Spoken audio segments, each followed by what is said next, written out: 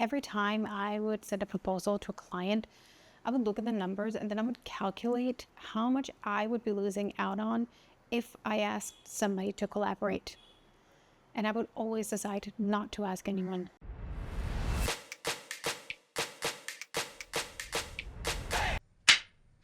I started my career following the norm. I got the degree, I got the stable job, I got the monthly salary, I got all of that security that most of us are taught to go after, and then I left it all. When I started freelancing, I was in a unique position. I was contracting for the company that I had been working for 4 years leading up to that point. As a freelancer, you're just constantly worried about money. I used to sit down and calculate, okay, I have this project, I have this much money coming in, look at my expenses, this much money is going out.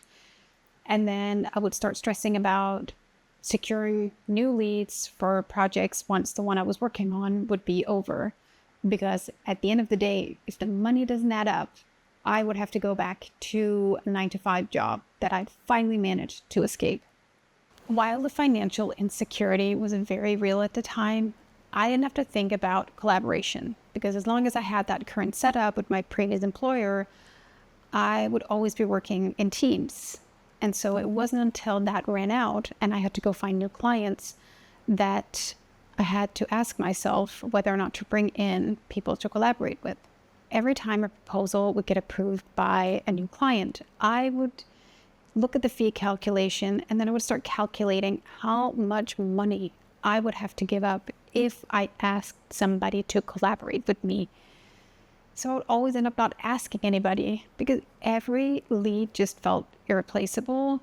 As a landscape architect, it's not like remote clients are lining up. And so the fear of running out of money and the scarcity of remote clients just kept me working by myself in a silo. After 4 years, I was so starved for collaboration. I was so done just sitting by myself, working in a silo in complete isolation. But the only way I really knew how to get out of that was to apply for a 9-to-5 job. But my applications just led to these generic email rejections. And even though I wasn't super excited about the prospect of going back to a 9-to-5, opening those rejections, it still kind of stings. However, in the midst of those rejection emails, there was an email from a former client of mine who asked me to share a proposal for a potential new project. And the first thing that came to mind when I saw that email and what the project was about was to reach out to my former colleague because she is also now freelancing as a landscape architect.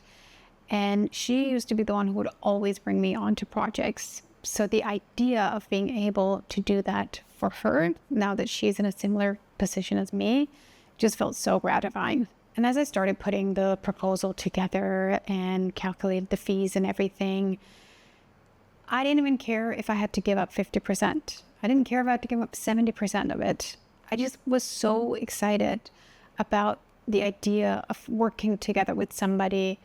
And I started imagining how this might lead to other projects because I just knew that we would be able to deliver a really solid project. So the client actually ended up ghosting the proposal. And even though I was pretty bummed about the fact that we didn't get to do the project, the door to my former colleague didn't close.